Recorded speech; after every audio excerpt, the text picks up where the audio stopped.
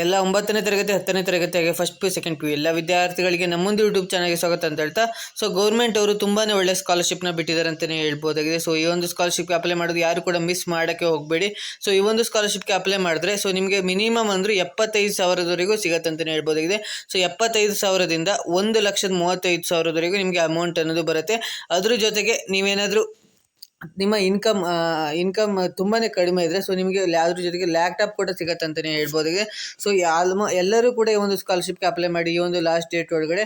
So apply ಮಾಡಿದ್ರೆ ನಿಮಗೆ 100% amount ಅನ್ನೋದು ಬಂದೇ ಬರುತ್ತೆ. ಮಿಸ್ ಮಾಡದೆ ಅಪ್ಲೈ ಮಾಡಿ.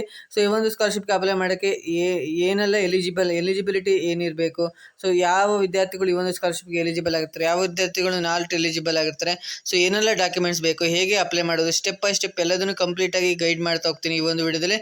ಸೊ ವಿಡಿಯೋನ ಸ್ಕಿಪ್ ಮಾಡಿ ವಿಡಿಯೋನ ಕಂಪ್ಲೀಟಾಗಿ ನೋಡಿ, ಏನೆಲ್ಲ ಬೆನಿಫಿಟ್ಸ್ ಸಿಗುತ್ತೆ ಎಲ್ಲದನ್ನು ತಿಳಿಸ್ಕೊಡ್ತಾ ಹೋಗ್ತೀನಿ. ಅದಕ್ಕಿಂತ ಮುಂಚೆ ನೀವೇನಾದರೂ ಫಸ್ಟ್ ಟೈಮ್ ನಾವು ಒಂದು ಯೂಟ್ಯೂಬ್ ಚಾನಲ್ ನೋಡ್ತಿದ್ರೆ ವಿಡಿಯೋಗೊಂದು ಲೈಕ್ ಕೊಡಿ. ಹಾಗೆ ಚಾನಲ್ನ ಸಬ್ಸ್ಕ್ರೈಬ್ ಮಾಡ್ಕೊಂಡಿಲ್ಲ ಅಂದರೆ ಸಬ್ಸ್ಕ್ರೈಬ್ ಮಾಡಿಕೊಂಡು ವಿಡಿಯೋನ ಶುರು ಮಾಡೋಣ. ಸೊ ಮೊದಲನೇದಾಗಿ ಈ ಒಂದು ಸ್ಕಾಲರ್ಶಿಪ್ನ ನೇಮ್ ಬಂದುಬಿಟ್ಟು PM ಯಶಸ್ವಿ ಸ್ಕಾಲರ್ಶಿಪ್ 2026 ಅಂತ. ಸೊ PM ಯಶಸ್ವಿ ಸ್ಕಾಲರ್ಶಿಪ್ ಅಂತ ಸೆಂಟ್ರಲ್ ಗೌರ್ಮೆಂಟ್ ಸ್ಕಾಲರ್ಶಿಪ್ ಆಗಿರುತ್ತೆ. ಇದು ಬಂದುಬಿಟ್ಟು ಇದು ಮತ್ತು ವೆರಿಫೈ ಕೂಡ ಆಗಿದೆ ಅಂತಲೇ ಹೇಳ್ಬೋದಾಗಿದೆ. ಸೊ ವೆರಿಫೈ ಆಗಿರೋದ್ರಿಂದ 100% ನಿಮಗೆ ಅಮೌಂಟ್ ಅನ್ನೋದು ಬಂದೇ ಬರುತ್ತೆ. ಸೊ ನೀವು ಎಲ್ಲ ಇಂಡಿಯಾದಲ್ಲಿರುವಂಥ ಎಲ್ಲ ವಿದ್ಯಾರ್ಥಿಗಳು ಕೂಡ ಈ ಒಂದು ಸ್ಕಾಲರ್ಶಿಪ್ಗೆ ಅಪ್ಲೈ ಮಾಡೋಕ್ಕೆ ಎಲಿಜಿಬಲ್ ಆಗಿರ್ತಾರೆ. ಸೊ ಡೆಡ್ಲೈನ್ ಬಂದುಬಿಟ್ಟು 31 ಆಗಸ್ಟ್ 2026 ಅಂದರೆ ನೀವು ಇಷ್ಟರ ಒಳಗಡೆ ನೀವು ಅಪ್ಲೈ ಮಾಡಬೇಕಾಗಿರುತ್ತೆ.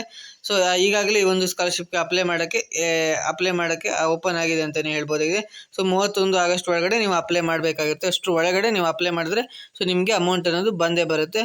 ಸೊ ಹಾಗೆ ಇದು ಸೆಂಟ್ರಲ್ ಗೌರ್ಮೆಂಟದಾಗಿರುತ್ತೆ. ಮತ್ತು ಇದು ಯಾವೆಲ್ಲ ವಿದ್ಯಾರ್ಥಿಗಳು ಈ ಒಂದು ಸ್ಕಾಲರ್ಶಿಪ್ಗೆ ಅಪ್ಲೈ ಮಾಡೋಕ್ಕೆ ಅಂದರೆ ಮೆರಿಟ್ಸ್ ಆಗಿರ್ಬೋದು, ಕ್ಯಾಟಗರಿ OBC ಸ್ಟೂಡೆಂಟ್ ಅಪ್ಲೈ ಮಾಡ್ಬೋದು, EBC ಅಂದರೆ SC ST, DNT ಅಂದರೆ ಒಂದು ಕಡೆಯಿಂದ ಇನ್ನೊಂದು ಕಡೆಗೆ ಹೋಗ್ಬಿಟ್ಟು ಇದು ಮಾಡ್ತಿರ್ತಾರಲ್ಲ, ಸೊ ಅಂಥ ವಿದ್ಯಾರ್ಥಿಗಳು ಕೂಡ ಅಪ್ಲೈ ಮಾಡ್ಬೋದಾಗಿರುತ್ತೆ. ಸೊ ಇದು ನೋಡ್ಬೋದು ಇಲ್ಲಿ 75,000ದಿಂದ ಸೊ ಕ್ಲಾಸ್ 9 to 9ನೇ ಕ್ಲಾಸು ಮತ್ತು 10ನೇ ಕ್ಲಾಸ್, ಸೊ 11ನೇ ಕ್ಲಾಸ್ ವಿದ್ಯಾರ್ಥಿಗಳಿಗೆ 75,000ವರೆಗೂ ಈ ಒಂದು ವಿದ್ಯಾರ್ಥಿ ವೇತನ ಬರುತ್ತೆ ಅಂತಲೇ ಹೇಳ್ಬೋದಾಗಿದೆ. ಸೊ ಹಾಗೆ 1,25,000ವರೆಗೂ ಬರುತ್ತೆ ಈ ಒಂದು ಸ್ಕಾಲರ್ಶಿಪ್ ಬಂದುಬಿಟ್ಟು.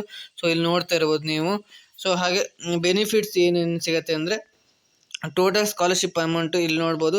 ಸೊ 1,30,30,000ವರೆಗೂ ಅಂದರೆ 1,25,000ವರೆಗೂ ಬರುತ್ತೆ. ಸೊ ಇದು ಕ್ಲಾಸ್ 9ನೇ ಕ್ಲಾಸಿಗೆ 75,000, ಕ್ಲಾಸ್ 11 ಅಂದರೆ 11ನೇ ಕ್ಲಾಸಿಗೆ ಅಂದರೆ ಫಸ್ಟ್ ಪಿ ಯುಗೆ 1,25,000ವರೆಗೂ ಪರ್ ಇಯರಿಗೆ ಬರುತ್ತೆ. ಸೊ ಕ್ಲಾಸ್ 9ಗೆ ಇಲ್ಲಿ ಕೊಟ್ಟಿದ್ದಾರೆ ನೋಡ್ಬೋದು ಕರೆಕ್ಟಾಗಿ. ಹಾಗೆ ಟ್ಯೂಷನ್ ಬುಕ್ಸ್ ಆಗಿರ್ಬೋದು, ಎಜುಕೇಷನ್ ಎಕ್ಸ್ಪೆನ್ಸಸ್ ಎಲ್ಲದನ್ನು ಕವರ್ ಮಾಡ್ತಾರೆ ಅಂತಲೇ ಹೇಳ್ಬೋದಿದೆ. ಸೊ ಈ ಒಂದು ಸ್ಕಾಲರ್ಶಿಪ್ಗೆ ನೀವೇನಾದರೂ ಅಪ್ಲೈ ಮಾಡಿ ಸೆಲೆಕ್ಟ್ ಆದರೆ ನಿಮಗೆ ಪಕ್ಕ ಇವೆಲ್ಲ ಸಿಗುತ್ತೆ. ಸೊ ಹಾಗೆ ಡೈರೆಕ್ಟಾಗಿ ಬ್ಯಾಂಕಿಗೆ ಅಮೌಂಟ್ ಬರುತ್ತೆ, ಎಲ್ಲಿಗೂ ಕೂಡ ಹೋಗಲ್ಲ.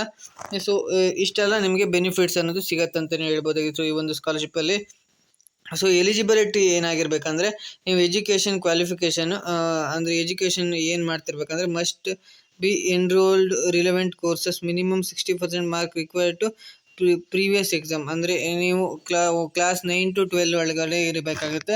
ಸೊ ನಿಮ್ಮ ಹಿಂದಿನ ಎಕ್ಸಾಮಲ್ಲಿ ನಿಮಗೆ 60%ಗಿಂತ ಮಾರ್ಕ್ಸ್ ಜಾಸ್ತಿ ಬಂದಿರಬೇಕು. ಅಂದರೆ ಈಗ 9ನೇ ತರಗತಿ ಓದ್ತಿದ್ರೆ ನಿಮಗೆ 8ಲ್ಲಿ 60%ಗಿಂತ ಮೇಲೆ, ನೀವು 60%ಗಿಂತ ಮೇಲೆ ಬಂದಿರಬೇಕು ಮಾರ್ಕ್ಸ್. ಅಂದರೆ 60% ಮೇಲಿರ್ಬೇಕು, ಅಂದರೆ 70, 71 ಆ ಥರ ಇದ್ದರೆ ನಿಮಗೆ ಈ ಒಂದು ಸ್ಕಾಲರ್ಶಿಪ್ಗೆ ಅಪ್ಲೈ ಮಾಡೋಕ್ಕೆ ಎಲಿಜಿಬಲ್ ಆಗುತ್ತೆ. ಈಗ ಏನಾದರೂ ಫಸ್ಟ್ ಪಿ ಯು ಓದ್ತಿದ್ರೆ ಫಸ್ಟ್ ಪಿ ಯು ಅವರಿಗೆ 10th ಕನ್ಸಿಡರ್ ಮಾಡ್ತಾರೆ.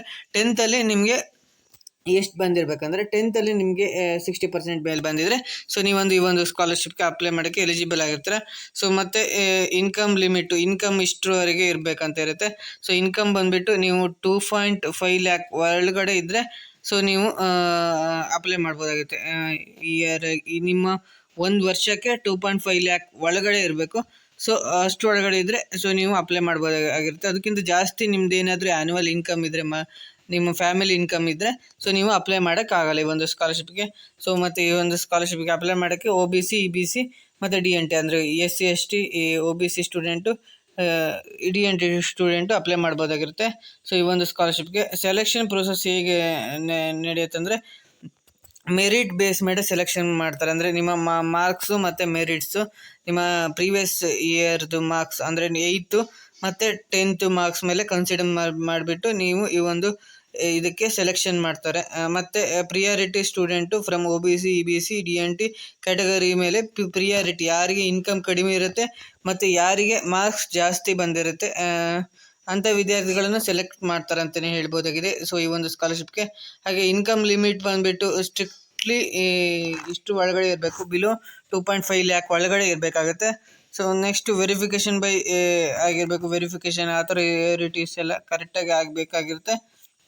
ನೆಕ್ಸ್ಟ್ ರಿನ್ಯೂವಲ್ ಪಾಲಿಸಿನೂ ಇರುತ್ತೆ, ಸೊ ಅದೆಲ್ಲ ಇರುತ್ತೆ. ಸೊ ಅಪ್ಲಿಕೇಶನ್ ಪ್ರೋಸೆಸ್ ಏನಂದರೆ, ನೀವು ನ್ಯಾಷನಲ್ ಸ್ಕಾಲರ್ಶಿಪ್ ಪೋರ್ಟಲ್ ಅಥವಾ scholarship.government.in ಅಂತ ಹೊಡೆದ್ರೆ ಸೊ ಅಲ್ಲಿ register login ಆಗಬೇಕಾಗತ್ತೆ.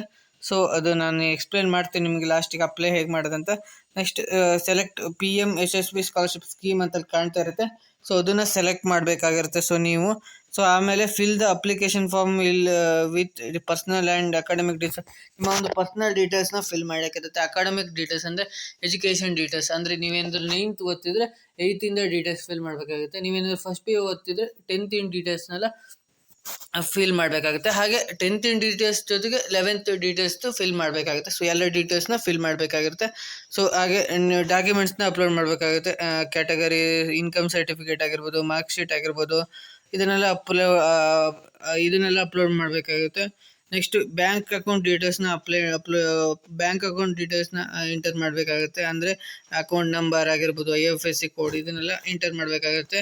Review the application careful ಆಗಿ ರಿವ್ಯೂ ಮಾಡ್ತಾರೆ. ಒಂದ್ಸತಿ ಮಾಡಬೇಕಾಗುತ್ತೆ. ನೀವೆಲ್ಲ ಡೀಟೇಲ್ಸ್ನ ಫಿಲ್ ಮಾಡಿದ್ದು ಎಲ್ಲ ಕರೆಕ್ಟ್ ಇದೆಯಂತ ಒಂದು ನೋಡಿಕೊಂಡು ಸಬ್ಮಿಟ್ ಅಪ್ಲಿಕೇಶನ್ನ ಕೊಡಬೇಕಾಗುತ್ತೆ. ನೆಕ್ಸ್ಟ್ ಅಪ್ಲಿಕೇಶನ್ ID-ನ ನೀವು ಇಟ್ಕೊಂಡು ಟ್ರ್ಯಾಕ್ ಮಾಡ್ತಿರ್ಬೋದು ಅಪ್ಲಿಕೇಶನ್ ಏನಾಗಿದೆ ಅಂತ. ಸೊ ಅಪ್ಲಿಕೇಶನ್ ರಿಜೆಕ್ಟ್ ಆಯಿತಾ ಅಥವಾ ನಮ್ಮ ಅಪ್ಲಿಕೇಶನ್ ಸೆಲೆಕ್ಟ್ ಆಗಿದೆ ಒಂದು ಸ್ಕಾಲರ್ಶಿಪ್ಗೆ, ಸೊ ಅಮೌಂಟ್ ಬಂದಿದೆಯಾ ಅದನ್ನೆಲ್ಲ ಚೆಕ್ ಮಾಡ್ತಿರ್ಬೋದು ಅಪ್ಲಿಕೇಶನ್ ID-ನ ಇಟ್ಕೊಂಡು. ಸೊ ಏನೆಲ್ಲ ಡಾಕ್ಯುಮೆಂಟ್ ಬೇಕಂದರೆ ಆಧಾರ್ ಕಾರ್ಡ್ ಒಂದು ಬೇಕಾಗಿರುತ್ತೆ ಒಂದು ಸ್ಕಾಲರ್ಶಿಪ್ಗೆ ಅಪ್ಲೈ ಮಾಡೋಕ್ಕೆ. ಸೊ ಮೇಯ್ನಾಗಿ ಆಧಾರ್ ಕಾರ್ಡ್ ಬೇಕಾಗುತ್ತೆ. ನೆಕ್ಸ್ಟ್ ಕ್ಯಾಟಗರಿ ಸರ್ಟಿಫಿಕೇಟ್ ಅಂದರೆ income certificate OBC EBC DNT ಇದೊಂದು ಮೇಯ್ನಾಗಿ ಬೇಕಾಗುತ್ತೆ. ಸೊ ಅದರಲ್ಲಿ RD ನಂಬರ್ ಅಂತ ಇರುತ್ತೆ, ಸೊ ಅದು ಇಂಪಾರ್ಟೆಂಟಾಗಿ ಬೇಕಾಗಿರುತ್ತೆ ಅಂತಲೇ ಹೇಳ್ಬೋದಾಗಿದೆ. ಸೊ ಹಾಗೆ ಇನ್ಕಮ್ ಸರ್ಟಿಫಿಕೇಟ್ ಬೇಕಾಗುತ್ತೆ.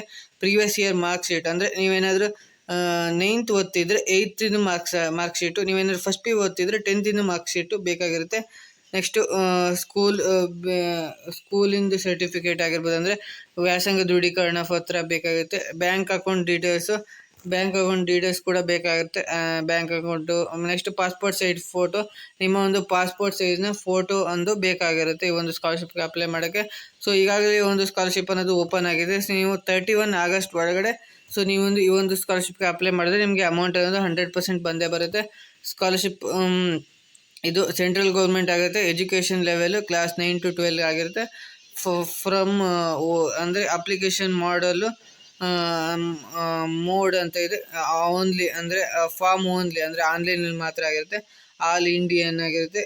2.5 ಲ್ಯಾಕ್ ಪರ್ ಇಯರ್ಗೆ ಆಗುತ್ತೆ. ವೆರಿಫೈ ಕೂಡ ಆಗಿದೆ ಅಂತ ಇಲ್ಲಿ ಮೆನ್ಷನ್ ಮಾಡಿದ್ದಾರೆ, ನೋಡ್ತಿರ್ಬೋದು. ನೆಕ್ಸ್ಟ್ ಇಲ್ಲಿ ಪ್ರೈವೇಟ್ ಸ್ಕೂಲು, ಎಲ್ಲರೂ ಪ್ರೈವೇಟ್ ಸ್ಕೂಲ್ ಪ್ರೈವೇಟ್ ಸ್ಕೂಲವರು ಕೂಡ ಅಪ್ಲೈ ಮಾಡ್ಬೋದು, ಗೌರ್ಮೆಂಟ್ ಸ್ಕೂಲಲ್ಲೂ ಅಪ್ಲೈ ಮಾಡ್ಬೋದು.